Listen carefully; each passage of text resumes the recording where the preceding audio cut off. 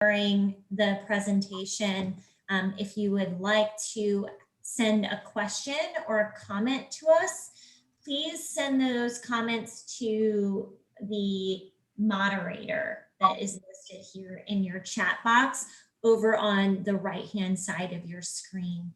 We have our host is titled moderator here, and that is my staff person, John McCoy. He's a planner that has been working on this plan, but for tonight, he's the moderator, and he's going to be taking in all of those questions and making sure that we can answer them either throughout the presentation or during the Q&A session.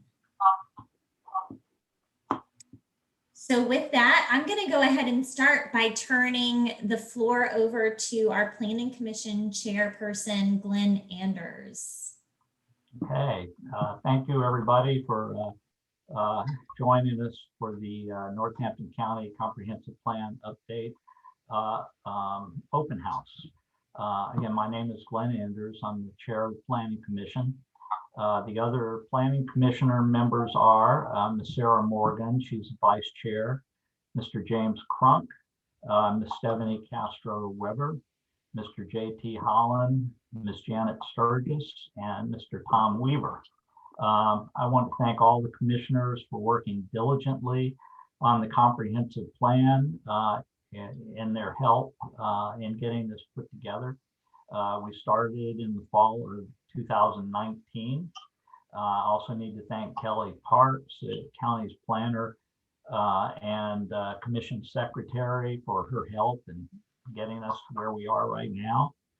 Also, the Board of Supervisors Comprehensive Plan Subcommittee has provided valuable input in putting this together. I wanted to thank our consultants, the Berkeley Group, for getting all of this put together and working with the commission and the county to get us here today. We've been working on the comprehensive plan since the last draft that was not approved in early 2019. And we managed to work through the pandemic and get us where we are today.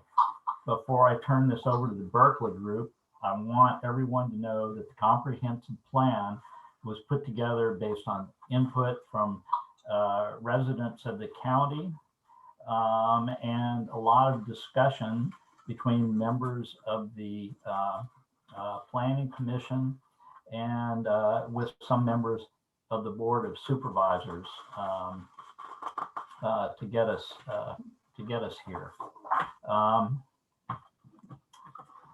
My notes are stuck together.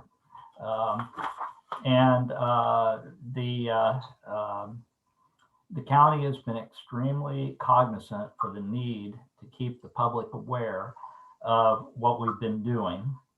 And the Planning Commission has provided monthly status updates of the plan. We've regularly posted updates of the comprehensive plan page on the comprehensive plan page of the county website. We're looking forward to seeing all the comments and incorporating the feedback into the final version of the plan. So with that, I'll turn the meeting over to Kelly Davis from the Berkeley Group to go over the agenda of the meeting. Great, thank you so much, Glenn, for that introduction. Again, my name is Kelly Davis. I am the planning director with the Berkeley Group, and also presenting with me tonight are my team members, Catherine Redfern and Rebecca Cobb, as well as I have John McCoy here with us today. And like I said, and for the earlier and for those who are just joining us, he will be serving in the moderator function tonight. And if you have any questions or comments throughout our presentation today, please direct those to the moderator using your chat, and you can actually change that via the little drop down there. So if you have any comments, John is ready and willing to take those, and we will address them during our Q&A session. And just want to make sure that we are recording. John, can you confirm that we're recording? We are. Great, thank you. So thank you. We have had the pleasure of working with Northampton since 2019 to collect input and translate the community's vision into this draft comprehensive plan. The result that's being presented tonight is your Northampton County 2040. The plan title is a nod to the sense of pride and ownership and inclusion that we heard during the community engagement period. This is your community, is your plan, and it is your charge as community members and leaders to bring this vision to reality. For tonight's agenda, I'll begin by reviewing the purpose of the comprehensive plan, the planning process, and this plan's structure. My colleagues, Catherine and Rebecca, will provide a brief overview of each of the core elements of the plan and next steps. We will then open up the floor for questions, which we'd like to keep to a moderated discussion using the chat box to the extent possible. There will be the opportunity for those on the phone to ask their questions as well.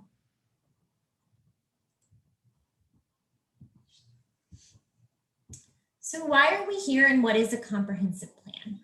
A comprehensive plan is a long-range planning document that localities use to guide the many decisions that they make over time. It's a high-level vision and policy document that informs more detailed regulatory documents.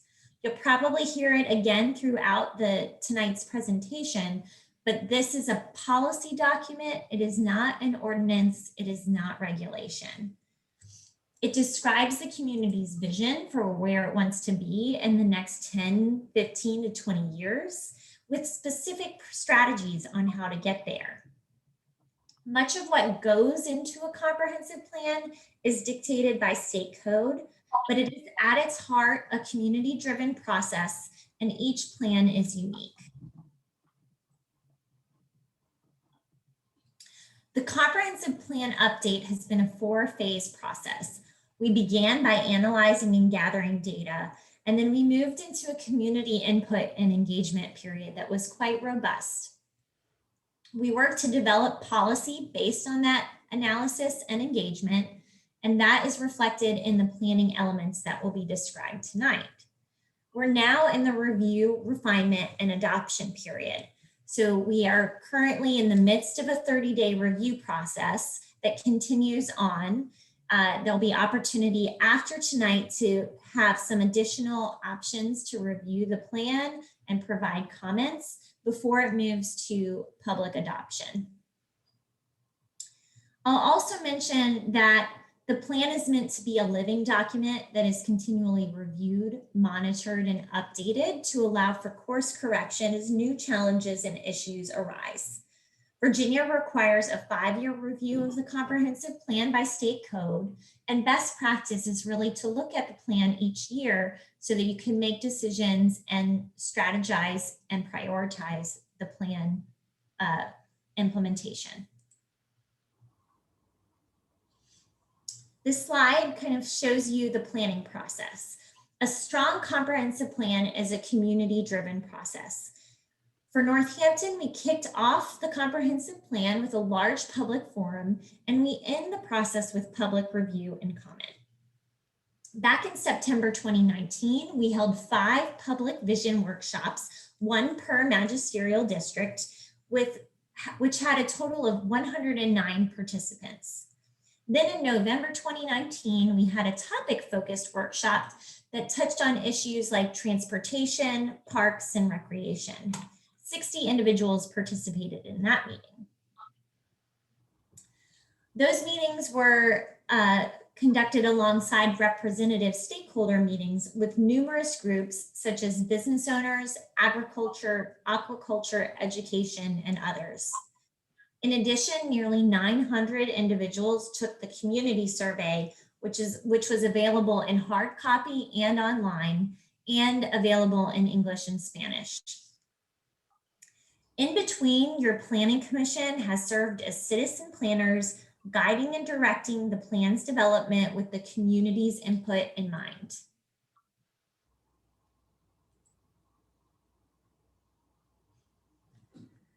During the community engagement period, we heard many nuances and different insights. but some key themes continually floated to the top. Improving public schools and education was of top importance. Economic development and job growth and affordable housing opportunities were also top desires for the future of Northampton County. Additional needs included improving accessibility to healthcare, street and road improvements, access to emergency services, as well as public water and sewer in order to support the desired economic development, job growth, and affordable housing.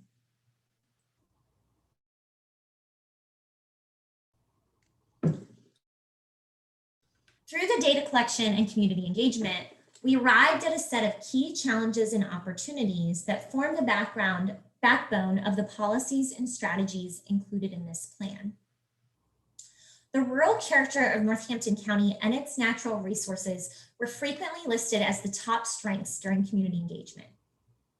Other commonly noted strengths included the caring participatory community, diversity and inclusion, tourism, the aquaculture industry, agriculture, and the county's history and heritage. We heard that growth should be directed around the towns and town edges rather than sprawling along Route 13. This idea is carried over from the previous comprehensive plan and forms the basis of the future land use plan. We also learned that visitors are being drawn to Northampton and that tourism brings both positive and negative impacts. It's important for the job and tax base, but it also impacts housing affordability, which is a key and growing concern. We also know that Northampton's permanent population has been declining, but Northampton is resilient and hopes to retain and attract new young workers and families. Infrastructure and targeted growth is critical to this. And county residents have voted to make much needed improvements to the schools, which is a great first step. The comprehensive plan explores other ways to continue this progress. With all that community engagement, we came to develop a plan vision. The vision is your mission or your guiding principle behind the plan. It's crafted based on community input and the workshops and refined by your planning commission. This is your plan vision that Northampton would be a thriving and resilient community that provides social equity and opportunity for its residents, that cultivates stewardship and protection of its natural environment, and builds on its regional heritage while leveraging a 21st century economy. And this is your plan at a glance, basically the outline of the plan. The first two chapters provide background information about the plan and about Northampton County. Then we dive into the policy chapters of the plan, each representing an important policy commitment and strategies underlying the plan. The final chapter is implementation, which really tells you how you're going to implement the plan and move it forward after adoption. There are also appendices that included a glossary of terms, a community overview, which is really a lot of data on the community, as well as master plans from 2 waterfront villages.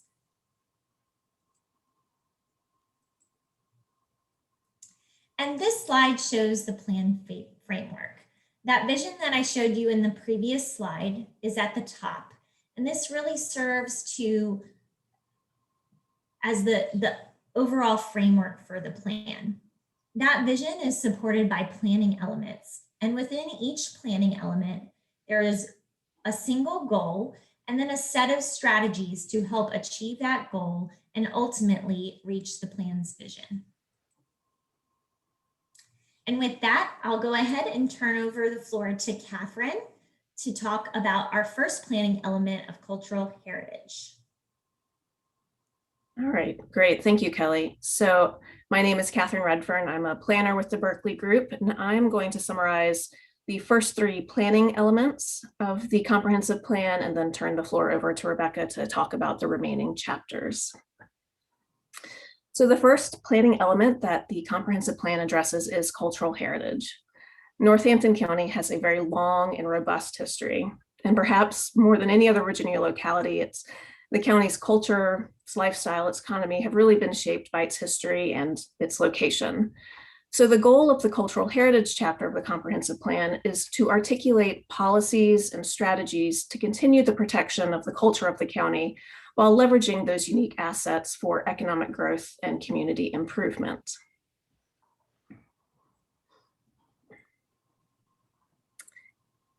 The goal is supported by 3 key objectives, and each objective is in turn further supported by specific strategies and action items. And I want to pause here and mention that there are far too many strategies within each of the chapters of the plan for Rebecca and I to describe each of them in detail. Our intent for the time we have together tonight is to go through each planning element, discuss the objectives, and then highlight a few of those key strategies. We will also reiterate that the full plan is available for you all to read in detail at your leisure. But the objectives to support cultural heritage are, as you see on the screen, the preservation of history, encouraging reinvestment, and the promotion of heritage tourism.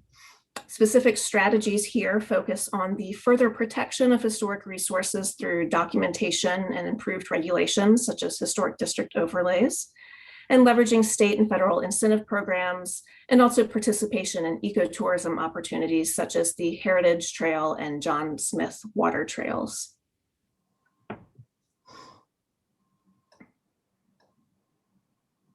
So the next chapter or planning element is arguably one of the most important as it ties together the themes from all of the chapters in the plan, and that's land use and community character.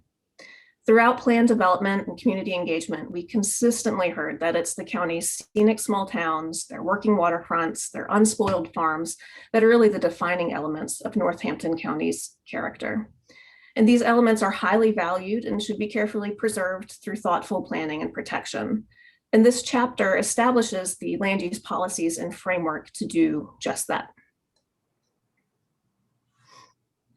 There are 5 key objectives to support the land use goal, and they focus on protecting community character and sensitive resources by guiding growth to appropriate locations, by streamlining regulations and ordinances to ensure the ease of use and that they align with the comprehensive plan policies, and continuing to engage with you all, the community, keeping the community apprised of and involved in planning projects even after the comprehensive planning process is done. Some specific strategies to highlight here include adopting sustainable development standards such as cluster development and low impact development standards, and adopting and simplifying the county's zoning ordinance. Over the years, the county has updated and adopted various zoning regulations, and the result is that it now has several overlapping and inconsistent ordinances. So streamlining them into one easy-to-use document should be a priority project.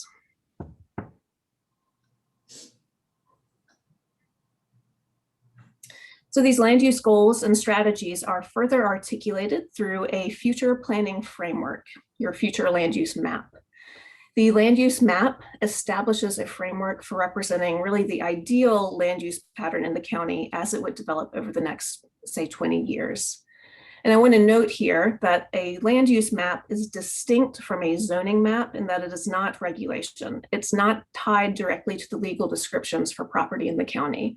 Rather, the land use map we're going to talk about is meant to be a framework or a guide for developers, for residents, for county decision makers to help them weigh the merits of development and land use projects. And the land use map we're going to talk about that we're presenting tonight was developed taking into account the considerations that you see on the screen here. The first and most substantive was the review and update of the land use plans included in both the adopted 2009 and drafted 2018 comprehensive plans. There were many elements of value in both of these plans, and working with the Planning Commission, we took those elements that were working and eliminated or refined those that weren't. We also looked at conservation areas, environmental resources, and economic incentives. We know that there is strong consensus in Northampton for the protection of sensitive environmental resources. So throughout the land use analysis, we were cognizant of the need to balance the protection of agricultural lands, protect water supply, along with economic health of the community. We also made sure that new land use designations did not limit or were inconsistent with approved developments and zoning changes. This really ensures that the comprehensive plan meets state statute. And of course, finally, and most importantly, is community input. During the community input sessions that Kelly mentioned, at the beginning of the planning process, members of the community literally drew out and identified on a map areas where they felt were appropriate for growth or appropriate for protection. And that feedback directly influenced the land use framework. The resulting framework is, as you see here, a 4-part framework that identifies a series of what are called land use pattern areas. And they are conservation and agriculture, rural settlements, development areas, and gateways and corridors. And within each of these specific areas are specific land use types, which I will walk through with you in detail.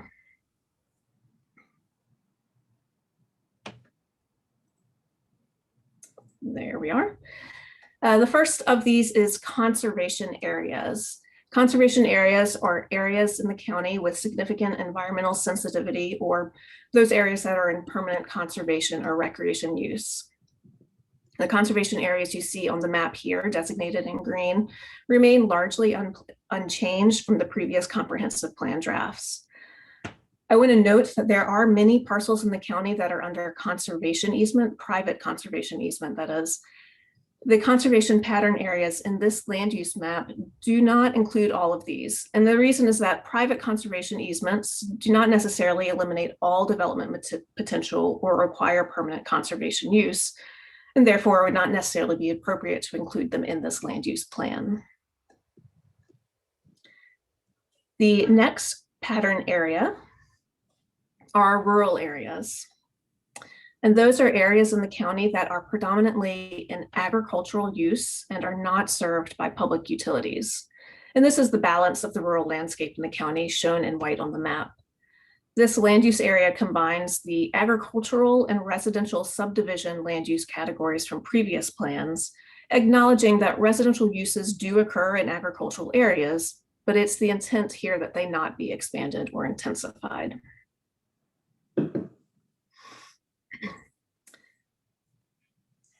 The first of our rural settlement pattern areas are hamlets. Hamlets are existing unincorporated residential settlements. The footprint of these areas remains largely unchanged from previous land use plans. And the objectives here are to really focus on promoting revitalization, infill, and redevelopment of these areas rather than expansion or change. The same holds true for villages. Villages in the county, such as Hare Valley, Fairview, Cheapside, and others, are part of Northampton County's local culture. These areas tend to be larger than hamlets as they historically developed along major thoroughfares, train stations, major crossroads, etc. But like hamlets, the land use footprint represented in this land use framework remains largely as they did in previous plans, with again the focus on revitalization and infill rather than expansion or change to these existing communities. The last rural settlement pattern area are waterfront communities. And this is more or less a new land use category for the county, but one that we felt was important to create because of the unique character of these areas. Waterfront communities include Willis Wharf, Oyster, Red Bank, Bayford, and Cherrystone Landing. In previous plan iterations, these communities had been identified as either waterfront hamlets or villages. In this plan, we combined them to call attention to the shared characteristics and issues that these communities face. As a focus of marine industry, they're key players in the local economy. They also deal with the impacts of climate change and environmental hazards really head on. To that end, planning objectives for waterfront communities focus on investment and revitalization while promoting resiliency in the face of sea level rise and flood hazards. Which brings us to the first of our development pattern areas. Northampton County's 6 towns, they serve as the development and economic focal point of the county. Now, it is important to note that towns are not subject to the policies included in this plan, but of course, land use doesn't stop at political boundaries. So we acknowledge and we include towns in this plan to acknowledge that the county must work cooperatively with them in order to create the places that are described throughout this document. And the key area of cooperation are town edges. Town edges are those unincorporated areas of the county adjacent to towns, and they are the focus for new growth and development in the county. Town edge land use areas appeared in previous plans, but this plan slightly changes and expands their footprint in an effort to reflect the county's strong desire to both direct growth away from sensitive agricultural and environmental lands, as well as create livable communities with increased housing choice and economic opportunity. The next development pattern area are commercial centers. While much of the commercial activity in the county is centered in towns, there are commercial hubs throughout the county, and capturing these areas and designating them as commercial centers really gives the county a footing to push commercial development to these areas and thereby discourage sprawl along Route 13, which was a concern we heard repeatedly throughout the planning process. Similarly, the county has a few industrial and business centers that play a key part in the local economy. And like commercial centers, the planning objectives for these land use areas encourage infill and development of the already established industrial centers rather than creating new centers, and also adds the promotion of sustainable development standards to protect water quality, encouraging safety and traffic management. Which finally brings us to gateways and corridors.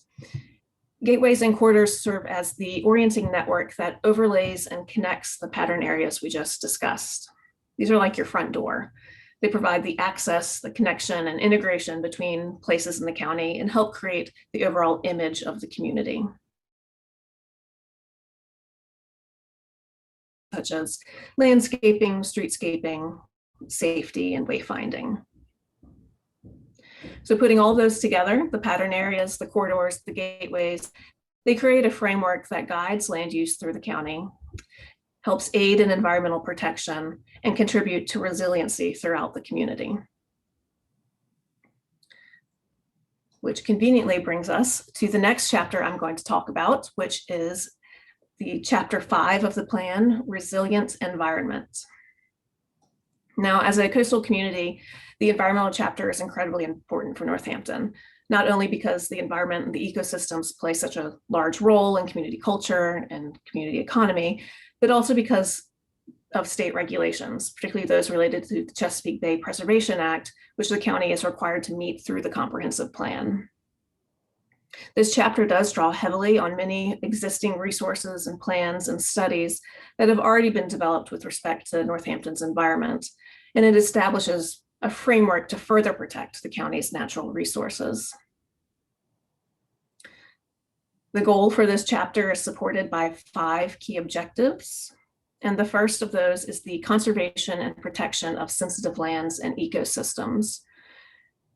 We know that the county has significant amounts of land qualifying for conservation and protection.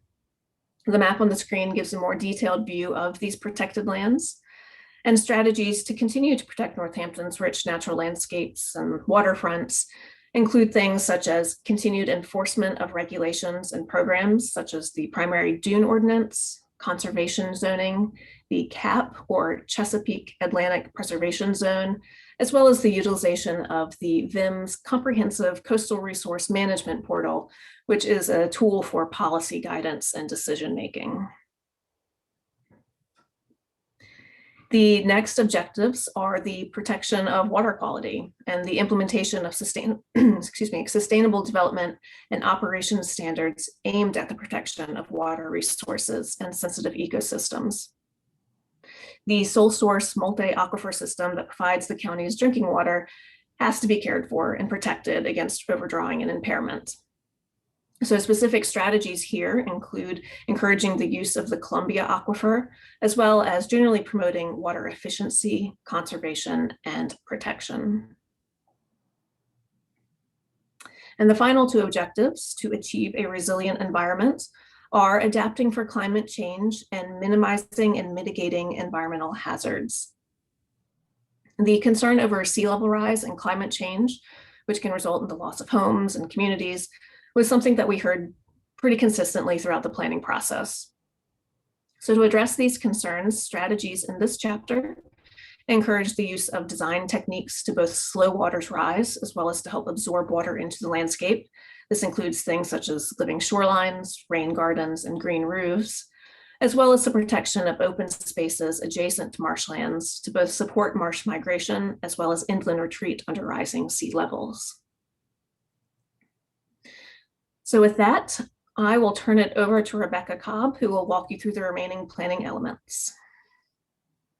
Thank you, Catherine. Yes, I am Rebecca Cobb. I'm a planner with the Berkeley Group, and we'll continue through these chapters. First chapter up with me is Chapter 6, your economy chapter. The county has a history of being a self-sufficient in aquaculture and agriculture-based community, and this remains a vital part of the community, as well as there is lots of potential for tourism and ecological research. The goal of this chapter is to build on those things, enhancing the county as a place to live, work, and visit.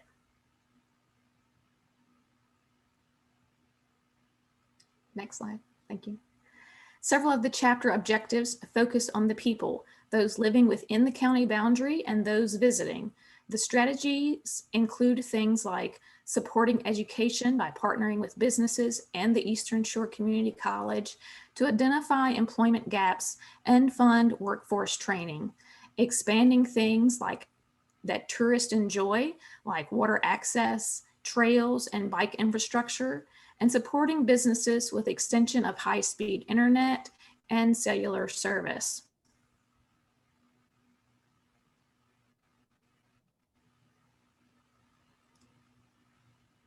Another objective is about creating opportunities for growth. We work to identify economic drivers like enterprise zones and federal opportunity zones. These zones lure business investors and aid in obtaining grants. While many of these are located within the towns, there are also areas in the county that can be utilized.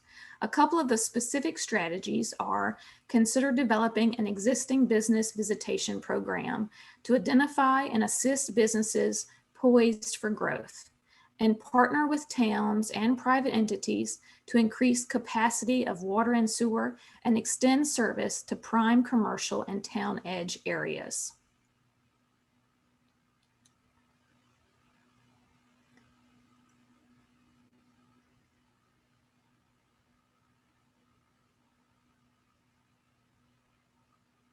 As mentioned on the first slide of this chapter, agriculture and aquaculture have always been a big part of the Northampton economy.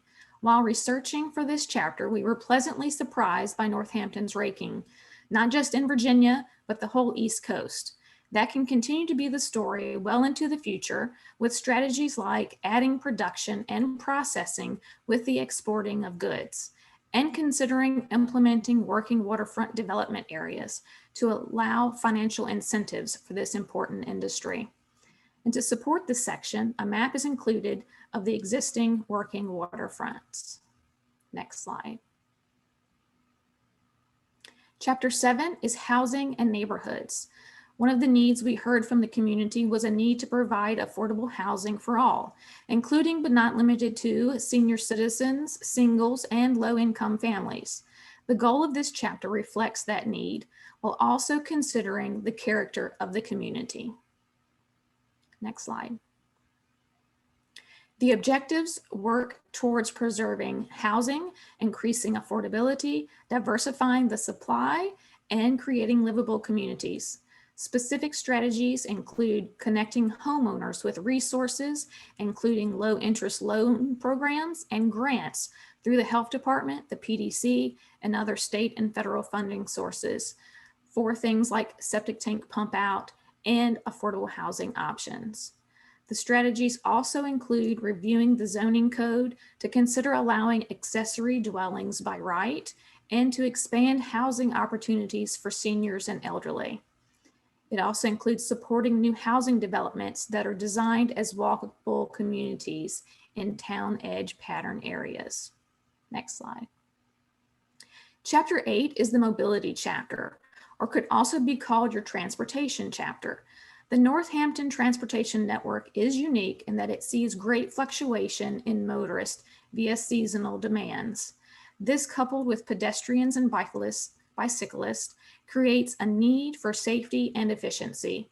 Those things are the basis for this chapter goal. Next slide.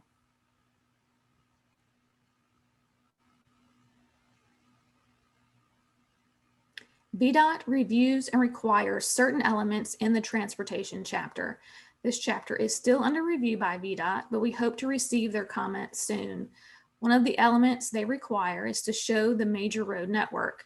The road network, of course, can be improved, and the strategies for this are largely based on partnering with VDOT to complete projects that have been identified in various transportation plans. However, being a peninsula, means that marine transportation is also important to the community. And so strategies for dredging and waterway maintenance are also provided. Next slide. Means of transportation other than watercraft and single passenger vehicles are also vital in this community. Strategies are included to identify star transit needs and to improve the pedestrian and bike facilities. One project that has already been studied is the Eastern Shore Rail to Trail project. There's a strategy to continue development of this project. Next slide. Identifying priority transportation projects is another VDOT requirement. We have included two tables in the chapter. The tables identify short-term and long-term projects. The map to the right corresponds to these tables and identifies the location of each of the listed projects. These projects were identified through numerous transportation plans and studies. We then compared those to community input. Projects were selected as a priority when the transportation plans and community input overlapped. Generally, the projects include safety projects along Route 13 and dredging and water inundation improvements down the necks. Next slide. Community facilities and services is chapter 9. It is another chapter that blends and affects many other community elements. The goal reflects this with a statement that strives for high quality facilities and services that meet needs and support the economy and tourism. Community input revealed a strong desire to invest in education and create recreational space. To that end, strategies have been included in the plan to modernize the schools, recruit and retain quality teachers, create waterfront access, and enhance recreational programming. Developing a capital facilities planning program is also an essential objective that helps many improvements come to fruition. The strategies here help this program get underway by identifying existing facilities with future needs and establishing long-term goals. Next slide. Enhancing infrastructure and improving emergency and healthcare services are identified as two more priorities for the community. Strategies for these include improving service levels, ensuring proper knowledge and equipment, and continuing to work jointly with the towns to upgrade and/or establish central sewer and water facilities within town edge areas. Accompanying this chapter is a map of all the great assets the community currently has. Last but not least is the implementation chapter. When the plan is adopted, the real work begins. This chapter describes the tools to implement the plan and assigns priorities and responsibilities to each strategy. As a best practice, we recommend the implementation matrix be reviewed annually as part of the budgeting process. This is when budgeting priorities can be set, as well as measuring progress towards meeting the vision for your Northampton County 2040. And so that takes us through all of the planning element chapters. I'm going to hand it over now to Kelly to talk about next steps. Yes, thank you all so much. We hope that this has given you a brief overview. The plan is available on the website, on the county's website. It's also available at different locations throughout the community. So it's located at the different town halls, as well as the county complex if you would like to review that in person. The public comment period closes March 7th, and we'll be taking all of those comments, reviewing them, and then we'll meet with the Planning Commission and the Board of Supervisors during a joint work session on March 24th so that we can identify the best way forward so that we can address the community's comments before taking the plan to the public hearing.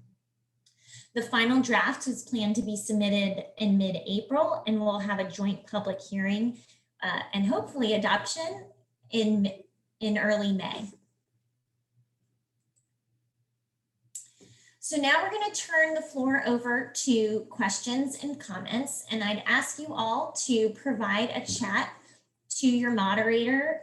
Again, I think John McCoy with our team is moderating tonight, and he has just recently sent out a little chat to everyone that is available at the bottom right-hand side of your screen. If you'd like to send a chat with a question, we'll be happy to answer those during this presentation.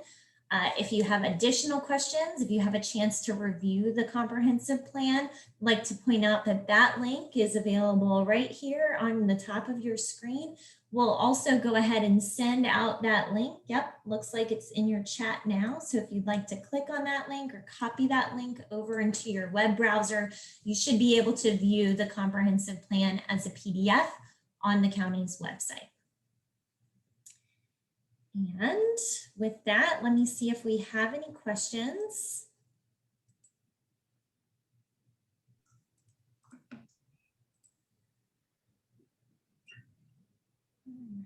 Kelly, it looks like we have a couple questions that have come in. We have a question asking, how has the threat of sea level rise been accounted for in the land use map? Great, thanks. Does a member of my team want to take that? I can start by saying that one of the ways that it's been accounted for is that the village areas, the waterfront community areas that have been included in the land use map, those are actually quite a bit larger than the current village boundaries. And part of that reason it is, and I'm thinking particularly of Willis Wharf and Oyster, and part of the reason for that is considering the potential need for inland retreat at some point in the future. Another place where sea level rise has been accounted for is the consideration of inland road inundation improvement projects that are included in the prioritized transportation plan. I'll also turn that question over if Rebecca or Catherine have any other thoughts on that as well.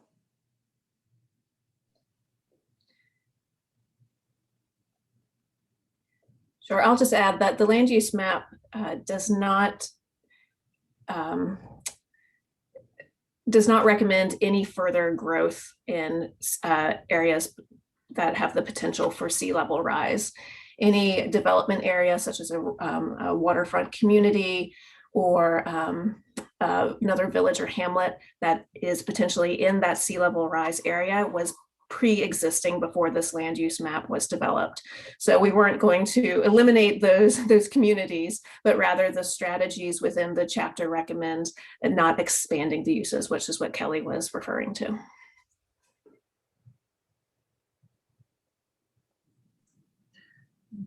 All right, great, thank you. Follow-up question, Mr. Barber, feel free to send it along as well. Got a few more questions that have come in.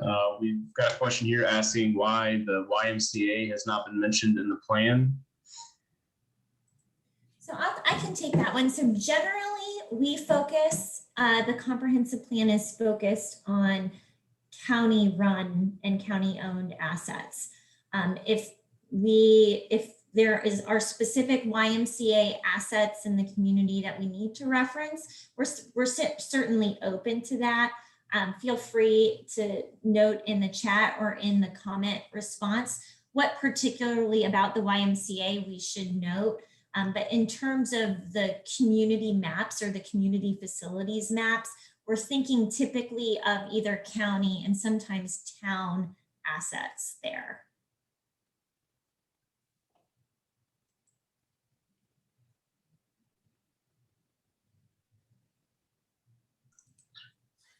All right, thank you, Kelly. There's another question here asking, to what extent were business-friendly ordinances addressed in the plan? That's a great question. That was one that we certainly spent a lot of time talking about with Planning Commission. One of the things that Catherine mentioned during the land use chapter discussion was the way that the various zoning ordinances have overlapped over time, and that can be sometimes confusing to business owners that may not be sure where their property is located and which ordinance applies. So one of the key strategies in this plan is going to be, as a next step, in the short term, updating and revising those zoning ordinances to create a more consolidated zoning ordinance. So that's probably the most impactful way that business-friendly ordinances were addressed. There are also some strategies related to specific business types that you might consider additional ordinances or incentives, permitting reductions, things like that, particularly for waterfront businesses and agriculture. And again, my team is welcome if you have additional comments to note.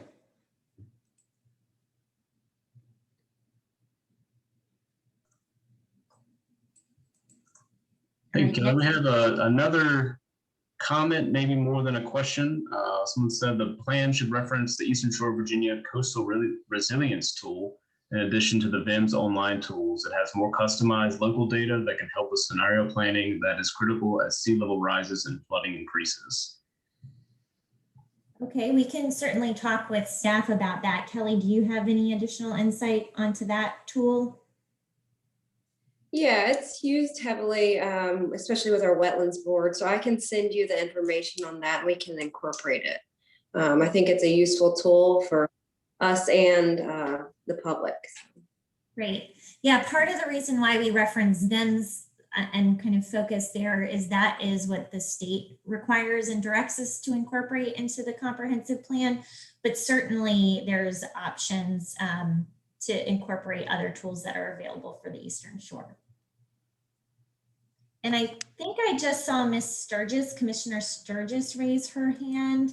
She may be offering a comment on this as well. Could we unmute her just in case? Certainly. Yes. To add? We did use the coastal resiliency tool quite a bit. In fact, that was one of the links I sent to you guys to run some of the flooding scenarios and whatnot. So that's just an oversight of listing that as a reference. We use that quite heavily. Yeah, she's correct. Yeah, we did. Yeah. Great. So that's just an oversight and not listing that. Thanks. We'll get that corrected. Okay, it looks like there's some notes about correcting some of the maps related to where we have shown some of the health resources. So we'll go ahead and take that and make sure and work with staff to get those map corrections incorporated.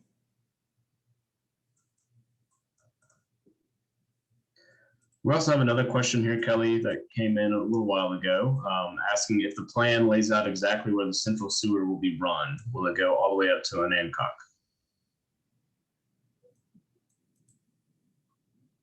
And I can supply a little bit of information for that. Page 84 of the plan does include a call out box that talks about the Hampton Roads Sanitation District. We do not include a map of this, but there is information regarding this project. Great, thank you, Rebecca.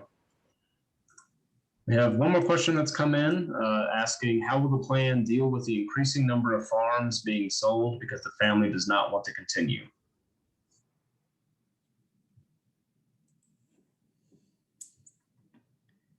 Let me see. Maybe one of my staff members can help me out with this one and see it. We'll take a look at the plan for that. I think one of the ways that we talk about it is in terms of workforce development. I also know that we are seeing some, or at least through Planning Commission had noted that there has been some turnover in family farms and interest in farming once again in the community. Rebecca or Catherine, do you have any insight onto that question and where we've addressed that in the plan?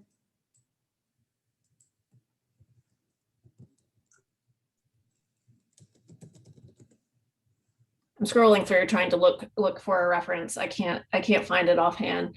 But the plan, I think the plan does address it through the economy chapter, as well as many of the other chapters, in terms of building a more robust and diverse economy,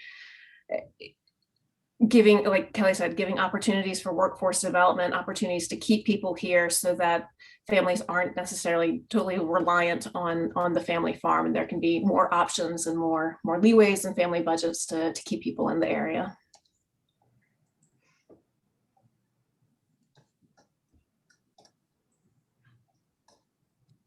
And if I will also just add, if there is a comment or a specific strategy that you all would suggest, anybody that's on the call, that needs to be added to more directly address issues like this, we're happy to consider those and share them with the Planning Commission.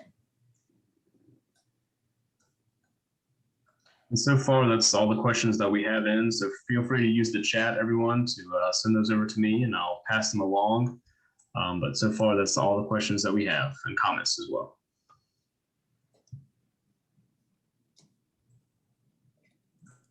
Great. We'll just hold on for a few more minutes in case anyone has any additional questions. And I'd ask our moderator, John, to go ahead and send a link to that plan once again, if you would.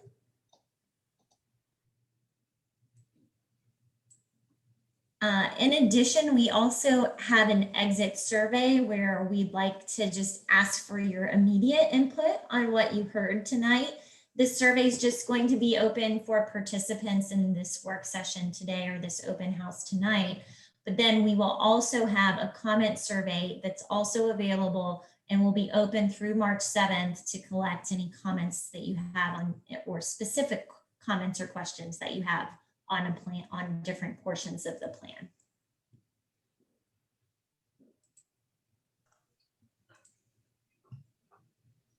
I believe Janet Surges had a comment on one of those questions. So Janet, if you'd like to expand, I'll go ahead and unmute you so you can address that. So far as the family farm dilemma, we talked about this, I think, when we had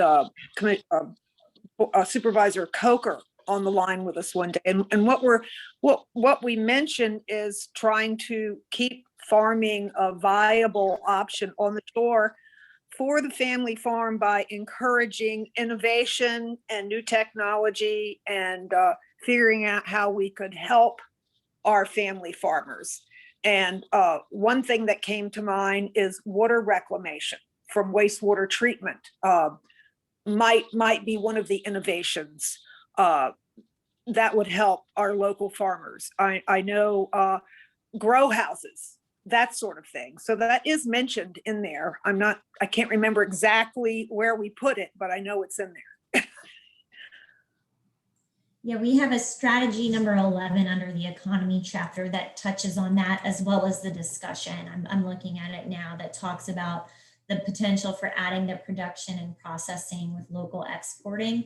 Another thing is that the regional economic development plan also touches on this issue too. So we were reviewing that as well and direct attention to that document as well in this plan. Had a couple more comments and questions come in. Great. We've got one that says, happy to see the uniqueness of the waterfront communities called out. It is important that they be heavily referenced as our most vulnerable areas with resilience and adaptation strategies included, or the ability to prioritize those communities for adaptation and resilience as state and federal dollars become available. Is that included and or could it be?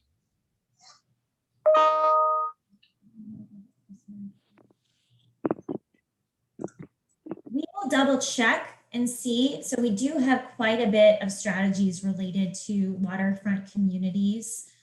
I'll double check whether this particular comment is addressed as it's proposed here. I think that it could be included. We definitely are considerate of the waterfront communities and the need for climate change and adaptation in this plan. It's a great point. And someone has a question here asking, is there anything regarding vacation rentals by right in this plan? It has currently impacted affordable long-term rentals. Catherine or Rebecca, do you know the answer to that question offhand?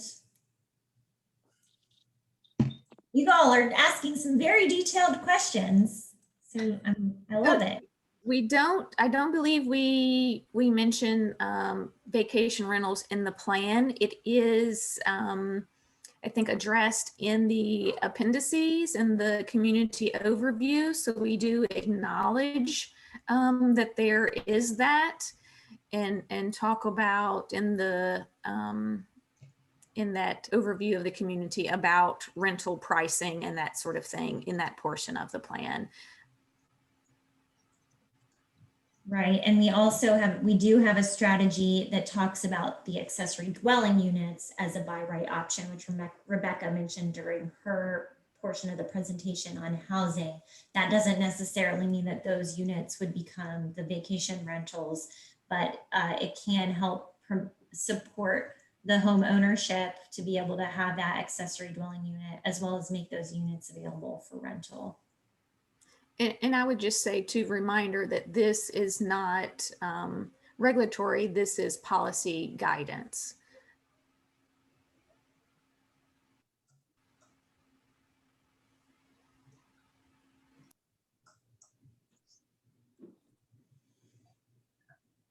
That was the last question and comment that we've gotten so far. Okay, John, would you go ahead and send out the exit survey through the chat so that folks can take that? We will also go ahead and email that to everybody that signed up through the online registration as well. But for those that are on our online forum, we'll be able to view that.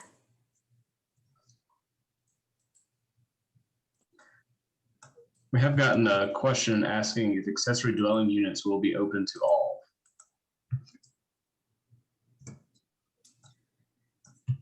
I'm not sure how to interpret that question. Typically, when you think about accessory dwelling units, and I think maybe this question is directed toward whether it's family members versus a long-term rental or a short-term rental. And when we as planners, at least the way the Berkeley Group addresses accessory dwelling units, is that through the zoning ordinance, we typically recommend that you not limit whether that would be available to an immediate family member or to a long-term rental. So I believe that answer from the Berkeley Group's perspective is a yes, that they would be open to all, whether renters or family members. However, that does become a policy question that would be considered during the zoning ordinance update if the Planning Commission and the board decides to open that conversation.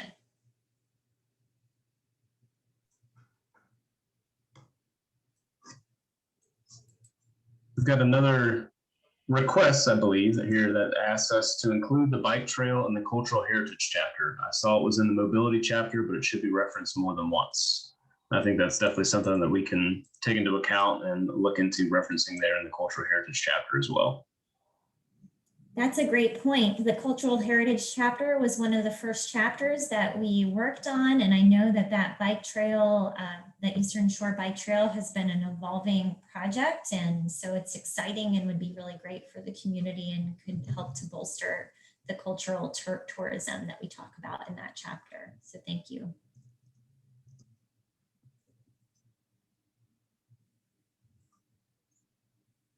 And as a reminder as well, I got a question about if the recording of the presentation or the presentation itself will be posted on the county website or Facebook page, and I believe it will be. Yes, we are recording this presentation and we'll be working with county staff to get it available for viewing.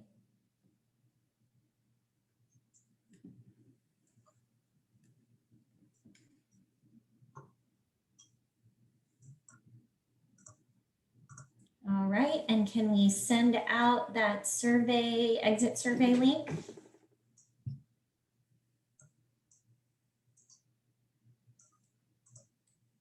Yes.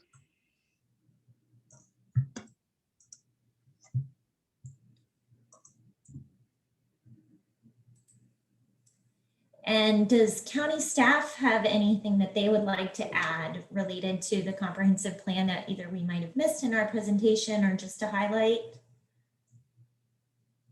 I'd just like to encourage everybody to take time and read through it. If you have questions, don't be afraid to approach me or email me and ask. I'd be happy to help you through it. If you have comments, please get them in. And then I will also ask if the Planning Commission chairperson has any final comments as well. I guess we should also make sure that we'll open the phone lines very quickly to see if there's anybody that has a comment on the phones that we might have missed since they couldn't provide comments into the chat. I think we've got 2 folks joining us via the phones.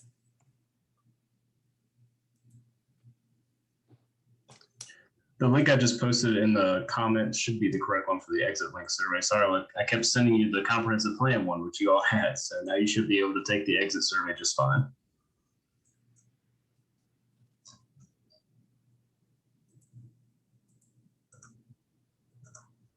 All right, if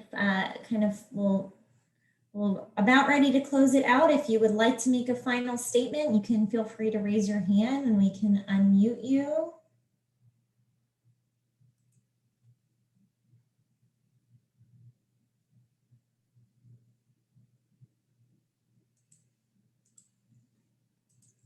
I'm not seeing any hand raises here, so hopefully we have answered everybody's questions.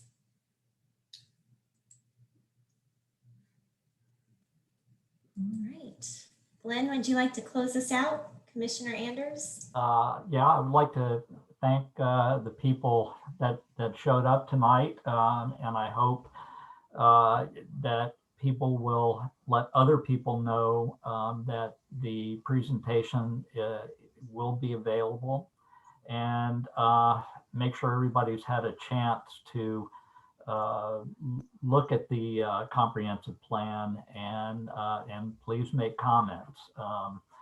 We still have a lot of work to do to get finished, but it would be great to have feedback on what we have now. And again, I'm sorry we kind of had to do this by virtual method as opposed to having a real live in-person meeting, but that's what we're dealing with right now, and we'll see how it goes, and hopefully we can get more in-person meetings down the road. But again, thank everybody that worked on this, and look forward to hearing from everybody in the future. Thank you. All right, thank you so much. Again, please take that exit survey, look for it in your email, and please enjoy reviewing the plan, and we'll look forward to your comments by March 7th. Thanks a lot, everybody.